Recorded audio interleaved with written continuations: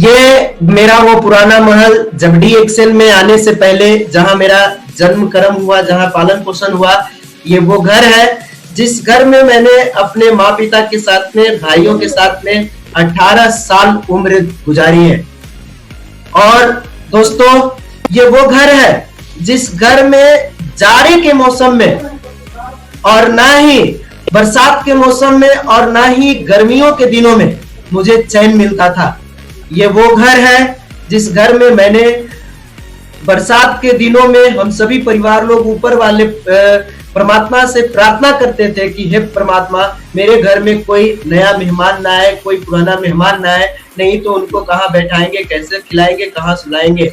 ये वो दौर था जिसमें हम लोगों ने काफी संघर्ष किया है और न जाने इस घर को बदलने के लिए मेरे पूर्वज की कई पीढ़ी ने मुझे लोगों ने पूरा मेहनत करके इसको चेंज करने की कोशिश करा, लेकिन उन लोगों की भी जिंदगी गुजर गई। बाद में मेरे दादा दादी के ऊपर आया, दादा दादी ने भी जिम्मेदारी लेकर खूब मेहनत किया, लेकिन देन वो भी ये घर में रहे और बाद में मेरे माता पिता के पास भी ये आया और उन लोगों के द्वारा विरासत में छोड़ा गया चीज इस घर से बाहर निकलने के लिए हम लोगों के ऊपर भी, हमारे कंधे पर भी ये जिम्मेदारी आ गई। लेकिन हम लोगों ने इससे निकलने के लिए बहुत संघर्ष किया, बहुत मेहनत किया। माय डियर फ्रेंड्स, ये वो घर है जो घर आज के दिन में जब ये याद आता है वो पल, तो लगता है कि सुनसान जगहों पर जा करके और एकदम अकेले होकर के दिल खोल करके खूब रोए, क्योंकि गरीबी की वो दलदल में फंसे हुए थे, गरीबी की उस पायदान पे खड़े थे जहां से आगे की दुनिया दिखाई नहीं दे रही थी। आप इमेजिन कर सकते हैं कि इसमें रहने वाला बंदा क्या खाता होगा, कैसे रहता होगा, कैसे सोता होगा। बरसात के दिनों में रात की नींद हराम हो जाती थी, दिन का चैन हराम हो जाता था। यहाँ तक कि अभी जो गर्मी का मौसम आता है अप्रैल मई जून का, इसमें जब लहर चलता था तो चारों तरफ से सट्टा लगाना पड़ता था लहर से बचने के लिए। ये हालात थे। ठंड के दिनों में एक जगह आ करके सिकुड़ करके पूरा परिवार रहते थे इकट्ठा होकर के। हालात इतना खराब था कि अपने तन पर अपना तन ढकने के लिए कपड़ा नहीं होता था। बड़े भैया का कपड़ा छोटा हो गया, फट गया, माँ जी उसे पशु से काट करके प्योर साट करके देते थे तो पहन करके किसी तरह से जिंदगी गुजारते थे। नानी के घर से एक दो कपड़ा मिलता था, लेकिन वो कपड़ा केवल पहन के स्कूल जाते थे, वो आ करके खोल देते थे। ये इतना परिस्थिति इतना खराब था कि जिसको बयान नहीं कर सकते। जब वो दिन आता है तो आज रोने को मन करता है। दोस्तों, इसी गरीबी से निकलने के लिए मेरे माँ बाप ने अब अनपढ़ होते हुए भी मुझे पढ़ाया लिखाया और गांव के सरकारी विद्यालय में मुझे पढ़ाया गया। वहां से पढ़े, लेकिन इस स्कूल में पढ़ने के बाद मानसिक रूप से इतना गुलाम हो गए कि गरीबी का बहुत बड़ा एक्सीडेंट हो गया। इस गरीबी की खाई से निकलने के लिए मेरे कई पूर्वज की पीढ़ी मेहनत की, मेरे दादा दादी मेहनत किए, मेरे माँ पिताजी मेहनत किए, हम लोगों ने 18 साल तक मेहनत किया, लेकिन इस गरीबी की जंजीर कभी टूटी नहीं, गरीबी की खाई कभी फटा नहीं। दोस्तों, इस गरीबी ने मुझे इस उम्र में वो करवाया जो नहीं करना चाहिए, लेकिन कर भी क्या सकते थे। आप गांव देहात में सुने होंगे कि जब जन्म होता है तो ऊपर वाला ने उसके लिए आहार रखता है। इस गरीबी से निकलने के लिए हम लोगों ने और हमारे पास खेत नहीं थे, जमीन जायदाद नहीं थे, कुछ भी नहीं थे, तो हम लोगों को मेहनत करना पड़ता था और हम खुद दादा दादी के साथ मिल करके, माँ पिताजी के साथ मिल करके दूसरे के खेत में 15 साल मैंने मेहनत किया। ये वो दृश्य है जिस दिन जीत तोड़ मेहनत करते थे हम लोग। सही से खा नहीं पाते थे, सही से भोजन नहीं ले पाते थे। आप इमेजिन कर सकते हैं कि खाना का बेटाइम खा करके दिन रात मेहनत करके दूसरे के खेत में और कैसे जिंदगी चल रही होगी। इतना ही नहीं, इस गरीबी ने मुझे वो करवाया कि 50 रुपए 75 रुपए के लिए आज के 5-6 साल पहले दूसरे के घर में मेहनत करवाया, दूसरे के घर में जाकर के हमने ईंटा ढोया। और ये मेरे लिए एक शौक भी था, एक मजबूरी भी था। मजबूरी की पैसे नहीं था, मेरे हालात इतना खराब थे कि तन पर ढकने के लिए कपड़े नहीं थे, तो पैसा कैसे आएगा, अच्छा कपड़ा कैसे आएगा, ये सारी चीजों के लिए हम दूसरे के घर में मेहनत करते थे। शौक शौक क्या था कि घर में अच्छा खाना नहीं मिलता था, जैसे तैसे खाते थे, माड़ भात खाते थे, कभी कभी सब्जी बनता था, कभी कभी दाल बनता था, वो भी रिलेशन वाले आते थे, दाल बनता था, उस दिन खूब खाते थे। आप इमेजिन कर सकते हैं कि वो दिन कैसा रहा होगा। दोस्तों, दूसरे के घर में मेहनत किया, दिन तो दिन 50 रुपए के लिए रात में दूसरे के यहाँ शादी ब्याह में जाकर के रात में डेकोरेशन में 50-50 रुपए के लिए रोड लाइट टांगा। ये वो दिन था जब जाते थे गर्मी के दिनों में दिन भर ऐसे ही ट्रैक्टर के डाला में बैठ करके मुंह गमछा से बांध के बिना खाए पिए जाते थे कि 50 रुपया मिलेगा। रात में डेकोरेशन में जाकर के रोड लाइट टांगते थे। एक समय आता था कि जब भूखे पेट में चूहा कूदने लगता था, भूखे छटपटाते थे, तो सोचते थे कि खाना जब बाराती लोगों को खिलाया जाएगा जाके खाएंगे। एक दिन का ऐसा समय आया कि हम जा करके और भूखे तड़पड़ा रहे थे, जाके जहाँ पे पंडाल के बगल में चौकी पे खाना रखा होता है वहीं पे खड़ा हो गए पीछे हाथ करके कि लोग मुझे खाने के लिए देगा, हम मांगेंगे। लेकिन वहां पे खाना चलाने वालों ने कुछ ऐसा बिहेव किया कि मुझे भूखा ही रहना पड़ा। उन लोगों ने बोला कि देखो रोड लाइट टांगने वाला आया है, ऐसा है कि ऐसा न कि पापड़ लेके भाग जाए, पूरी लेके भाग जाए, और रोते हुए वहां से चले।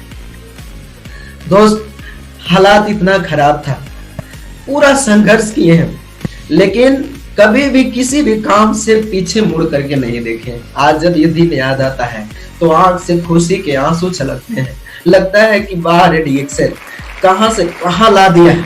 आज डीएक्सएल नहीं मिला होता तो शायद हमारी जिंदगी नहीं बदलती। आज ये डीएक्सएल है कि डीएक्सएल ने मुझे एक नया जिंदगी दिया है।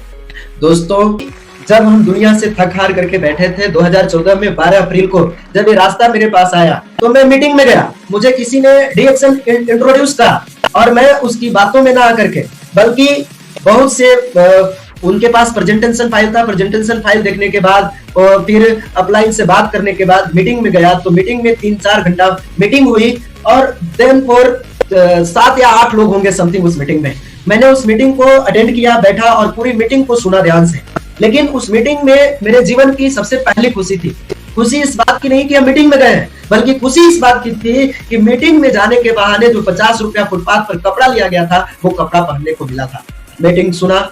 मीटिंग सुनने के बाद मुझे कुछ भी समझ में नहीं आया कि डीएक्सएल कौन कंपनी है, क्या करती है, प्रोडक्ट क्या है, प्रोडक्ट क्या करता है, सिस्टम क्या है, कुछ नहीं। लेकिन जो स्पीच दे रहे थे जी, जो बता रहे थे प्लान, सारा चीज कंपनी के बारे में, मुझे उनकी बात से एक चीज समझ में आ गई। उन्होंने बताया कि अगर आप यहाँ 3 से 5 साल मेहनत कर लीजिएगा तो पूरी जिंदगी बदल जाएगी, पूरा जीवन में एकदम आजादी मिल जाएगी और खुशहाली आ जाएगी।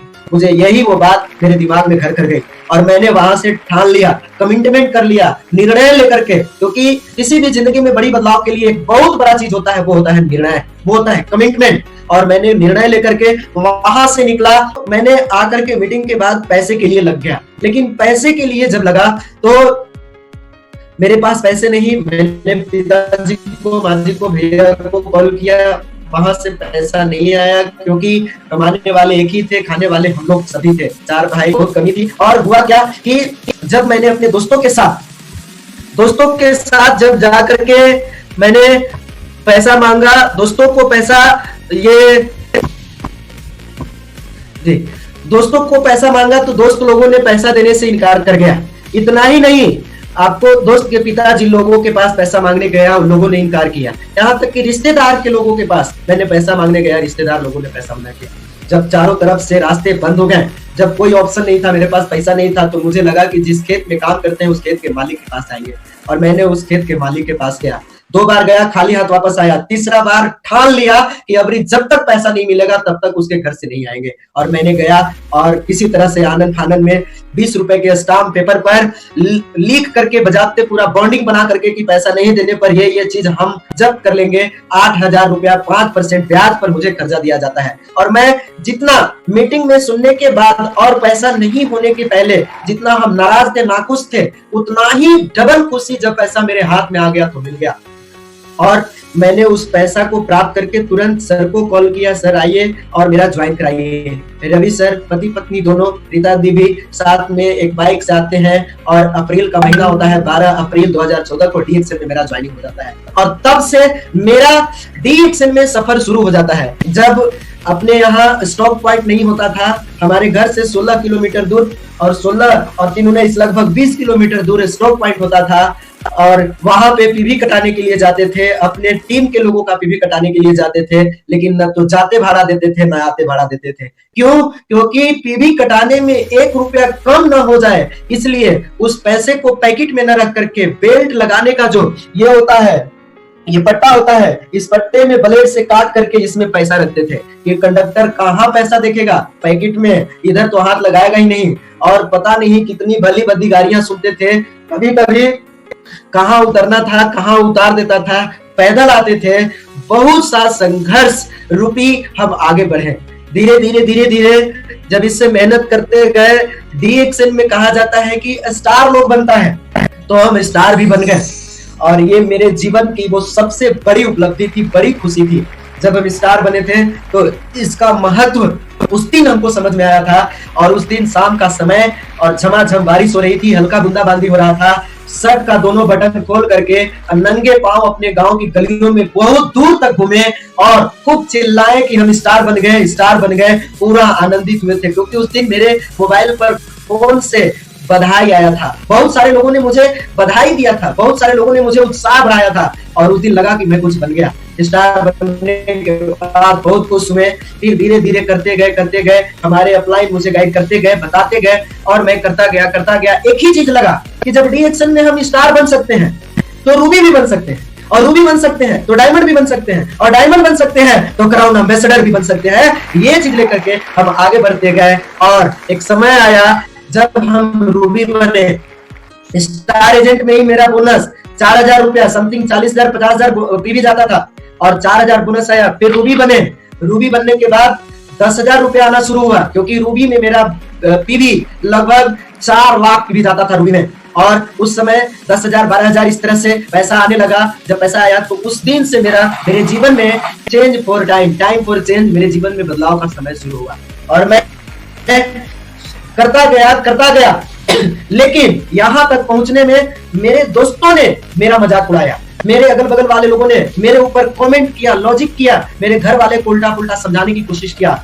और न जाने अनेकों तरीके से मुझे बहलाने फुसलाने की कोशिश किया, लेकिन मैंने किसी की एक नहीं सुनी। मैं आगे बढ़ता गया और ये समय आया। एक समय आया था जब हम रूबी बने थे, जब 10,000 रुपया पैसा आया और पैसा इकट्ठा करके, बोनस इकट्ठा करके और एक गाड़ी खरीदे थे। उस दिन बहुत ही खुश हुए थे, आज भी उस खुशी का एंजॉय करते हैं। वो गाड़ी मेरे ही खानदान में, मेरे घर में पहली गाड़ी थी जो 53,000 रुपया का सेल्फ स्टार्ट बजाज प्लाटिना का गाड़ी लिए थे, बाइक लिए थे और बहुत खुश हुए थे। अगल बगल के लोगों में, माहौल में खुशी की माहौल आ गई थी। इस तरह से इससे भी मेहनत किए, धीरे धीरे मेहनत करते करते इससे 3 साल मेहनत की। लगा कि अब हम मेहनत करेंगे, जब पहले कुछ नहीं था अब तो कुछ हो गया, अब और मेहनत करेंगे। इस तरह से मेहनत करते करते 3 साल लगातार मैंने मेहनत किया और 3 साल ना जाड़ा, ना धूप, ना दोपहरिया, ना बरसात, ना गर्मी, कुछ नहीं देखे।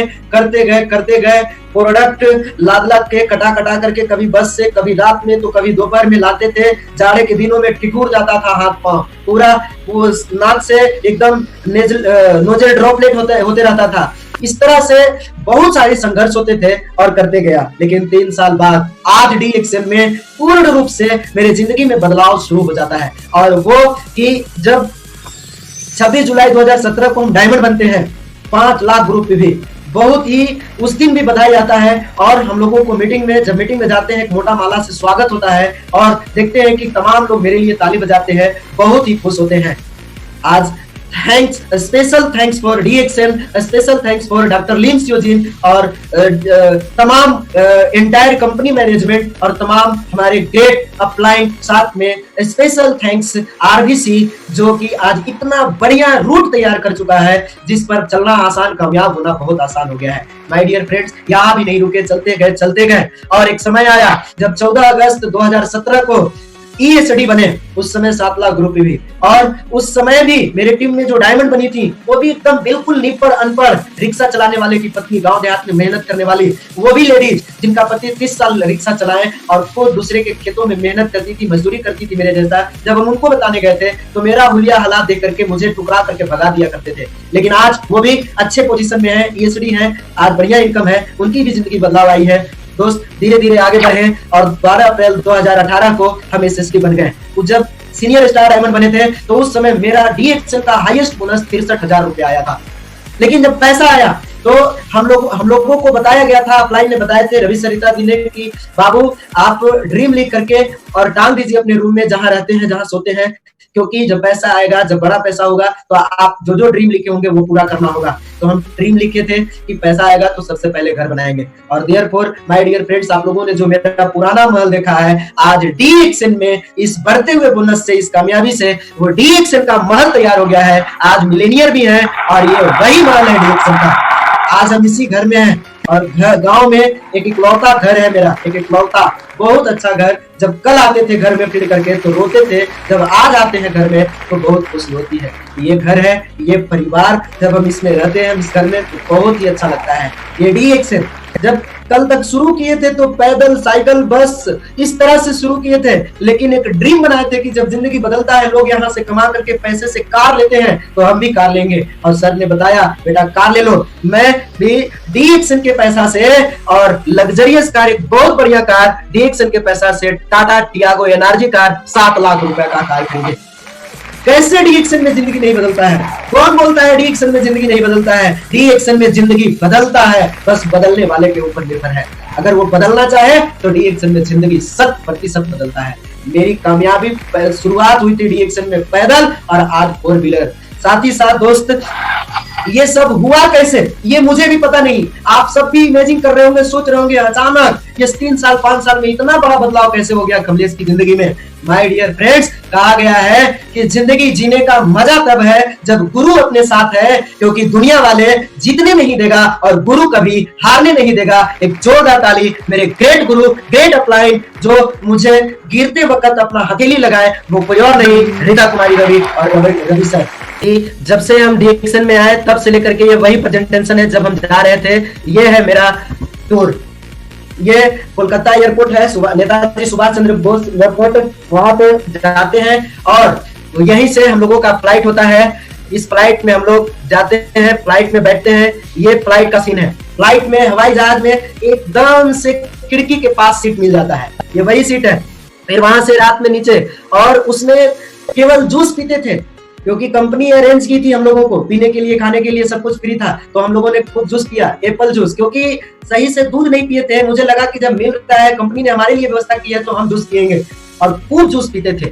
ये देखिए, इस तरह से सिंगापुर पहुंचे। सिंगापुर के बाद फिर मलेशिया के लिए रवाना हुए। वहां भी सिंगापुर भी प्लेन में बैठे, खिड़की के पास सीट मिला और मलेशिया पहुंच गए कुआलालंपुर।